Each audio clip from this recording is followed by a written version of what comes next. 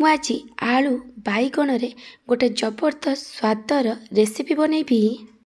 ଆପଣ ଏହି ବାଇଗଣ ଆଳୁର ରେସିପିକୁ ବହୁତ ସହଜରେ ପ୍ରସ୍ତୁତ କରି ପଖାଳ ଭାତ, ଗରମ ଭାତ, ରୁଟି କି ପରଟା ସହିତ ଖାଇପାରିବେ।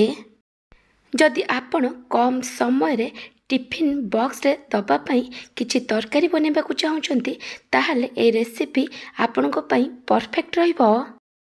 ନମସ୍କାର, ଟ୍ୱିଙ୍କଲ୍ କିଚେନ୍କୁ ଆପଣମାନଙ୍କୁ ସ୍ୱାଗତ। ଆଳୁ ବାଇଗଣର ଏହି ରେସିପି ପାଇଁ ମୁଁ ଏଠି ଗୋଟେ ବଡ଼ ବାଇଗଣ ନେଇଛି, ଆଉ ତା ସହିତ ଦୁଇଟା ମିଡ଼ିୟମ୍ ସାଇଜ୍ର ଆଳୁ ନେଇଛି। ଏବେ ଆମେ ବାଇଗଣକୁ କାଟିବା। ପ୍ରଥମେ ଆମେ ବାଇଗଣର ଉପର ପଟ ମୁଣ୍ଡକୁ କାଟିକି ବାହାର କରିଦେବା। ତାପରେ ମୁଁ ବାଇଗଣକୁ ଏମିତି ଛୋଟ ଛୋଟ କରି କାଟିକି ନେଇଯାଉଛି। ଏହାଦ୍ୱାରା ବାଇଗଣ ଜଲ୍ଦି ସିଝିଯିବ। ବାଇଗଣ କାଟି ସାରିଲା ପରେ ଆପଣ ବାଇଗଣକୁ ସାଙ୍ଗେ ସାଙ୍ଗେ ପାଣିରେ ପକାଇଦେବେ। ଏହାଦ୍ୱାରା ବାଇଗଣ କଳା ପଡ଼ିବନି। ମୁଁ ଆଳୁକୁ ପତଲା ପତଲା ଆଉ ଟିକେ ଛୋଟ ଛୋଟ କରି କାଟିକି ନେଉଛି। ଆଳୁଠୁ ବାଇଗଣ ଜଲ୍ଦି ସିଝି ଯାଇଥାଏ, ସେଥିପାଇଁ ମୁଁ ଆଳୁକୁ ବାଇଗଣଠୁ ଟିକେ ପତଲା ପତଲା କରି କାଟିକି ନେଇଛି। ଆଳୁ ବାଇଗଣର କ୍ୱାଣ୍ଟିଟି ଆପଣ ଆପଣଙ୍କ ହିସାବରେ କମ୍ ବେଶୀ କରିପାରିବେ।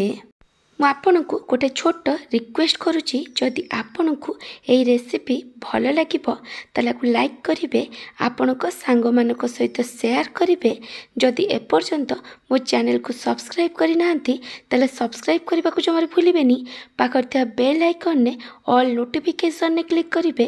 ଏହାଦ୍ୱାରା ମୁଁ ଯେଉଁ ଭିଡ଼ିଓ ଆସିବ ଆପଣ ପ୍ରଥମେ ଦେଖିପାରିବେ। ଯଦି ଫେସବୁକ୍ରେ ଦେଖୁଛନ୍ତି ତାହେଲେ ଫଲୋ କରିବାକୁ ଜମାରୁ ଭୁଲିବେନି। ମୁଁ ଏଠି ଗୋଟେ କଡ଼େଇରେ ଅଳ୍ପ କିଛି ସୋରିଷ ତେଲ ଦେଇ ଗରମ ହେବାକୁ ରଖିଛି।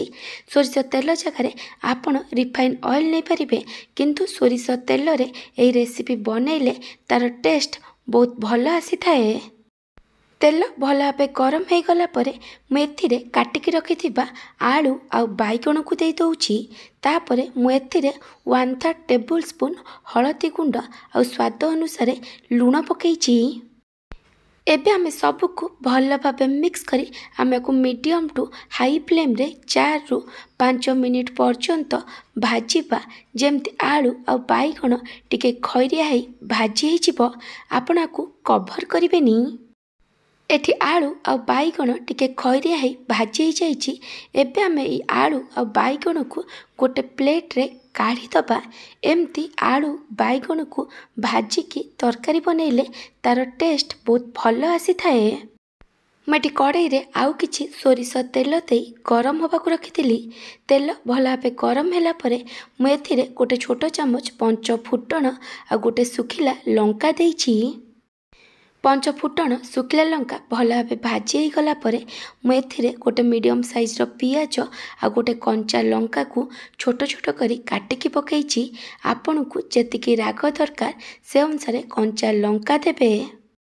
ପିଆଜ ଭଲ ଭାବେ ଲାଇଟ୍ ଗୋଲ୍ଡେନ୍ ବ୍ରାଉନ୍ କଲର୍ ହେଇ ଭାଜି ହେଇଗଲା ପରେ ମୁଁ ଏଥିରେ ଗୋଟେ ଛୋଟ ଚାମଚ ଅଦା ରସୁଣ ବଟା ଦେଇଛି। ସବୁକୁ ଭଲ ଭାବେ ମିକ୍ସ କରି ଆମେ ଆକୁ କଷିବା, ଯେମିତି ଅଦା ରସୁଣ ବଟାର କଞ୍ଚା ବାସ୍ନା ପଳେଇବ। ଅଦା ରସୁଣ ବଟା ଭଲ ଭାବେ କଷି ହେଇଗଲା ପରେ ମୁଁ ଏଥିରେ କିଛି ଗୁଣ୍ଡ ମସଲା ଦେଉଛି। ଗୁଣ୍ଡ ମସଲାରେ ମୁଁ ଏଠି ପକାଇଛି ଗୋଟେ ଛୋଟ ଚାମଚ ଜିରା ଧନିଆ ଗୁଣ୍ଡ, ଗୋଟେ ଛୋଟ ଚାମଚ ଚିକେନ୍ ମସଲା ଆଉ ଲଙ୍କା ଗୁଣ୍ଡ। ଆପଣଙ୍କୁ ଯେତିକି ରାଗ ଦରକାର ସେ ଅନୁସାରେ ଲଙ୍କା ଗୁଣ୍ଡ ନେବେ। ଚିକେନ୍ ମସଲା ଜାଗାରେ ଆପଣ କିଛି ବି ସବଜି ମସଲା ନେଇପାରିବେ। ସବୁକୁ ଭଲ ଭାବେ ମିକ୍ସ କରି ଆମେ ଏଥିରେ 2ରୁ 3 ଛୋଟ ଚାମଚ ପାଣି ଦେଇ ମସଲାକୁ କଷିବା, ଯେମିତି ଗୁଣ୍ଡ ମସଲାର କଞ୍ଚା ବାସ୍ନା ପଳେଇବ। ମସଲା ଏଠି ଭଲସେ କଷି ହେଇଗଲାଣି। ଏବେ ଆମେ ଏଥିରେ ଟମାଟୋ ଦେବା। ମୁଁ ଏଠି 2ଟା ମିଡ଼ିୟମ୍ ସାଇଜ୍ ଟମାଟୋକୁ ଛୋଟ ଛୋଟ କରି କାଟିକି ପକାଇଛି।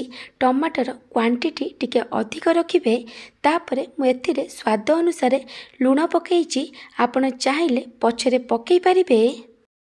ଏବେ ଆମେ ସବୁକୁ ଭଲ ଭାବେ ମିକ୍ସ କରି ଆମକୁ କଭର୍ କରି 2ରୁ 3 ମିନିଟ୍ ପର୍ଯ୍ୟନ୍ତ କୁକ୍ କରିବା, ଯେମିତି ଟମାଟୋ ଭଲ ଭାବେ ସିଝିଯିବ।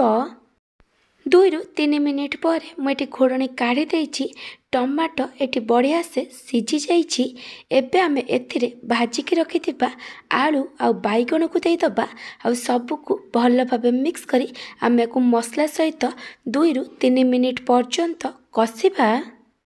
2 रु 3 मिनिट पर आमे एथिरे पानी दबा। आलू बैगण को सिझिबा पई जेतिकी पानी दरकार मु सेतिकी पानी देछि। एबे आमे तरकारी को आउ थरे भल भाबे मिक्स करिदबा। तापरे आमे तरकारी को हाई फ्लेम रे 1 रु 2 मिनिट पर्यंत फुटिबा पई छाड़ीदबा।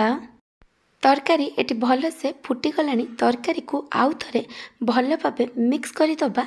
एबे आमे को कवर करी लो फ्लेम रे 7 रु 8 मिनिट पर्यंत कुक करिबा। जेमती आलू आ बैगण भल भाबे सिझी जिवो। मझिरे मझिरे घोड़णी काढ़ी आपण तरकारी को गोलौथिबे, नहले आर तळपट लागी पोड़ी जाई पारे।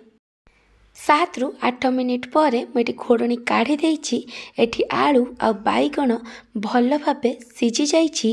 एबे आमे एथिरे अधा छोट चामच गरम मसला गुंड दबा आ सबको भल भाबे मिक्स करी आमे को मीडियम फ्लेम रे 1 रु 2 मिनिट पर्यंत कुक करिबा।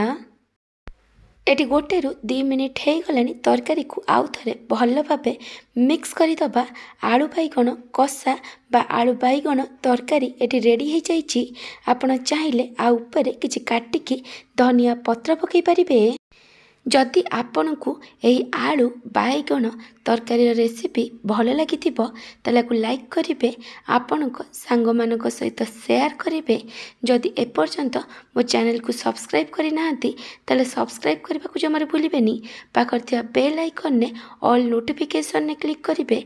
एहा द्वारा मो जो वीडियो आसीबो आपण प्रथमे देखि परिबे। जदि फेसबुक रे देखुचंती ताले फॉलो करबा को जमारे भूलिबेनी। Thank you for watching.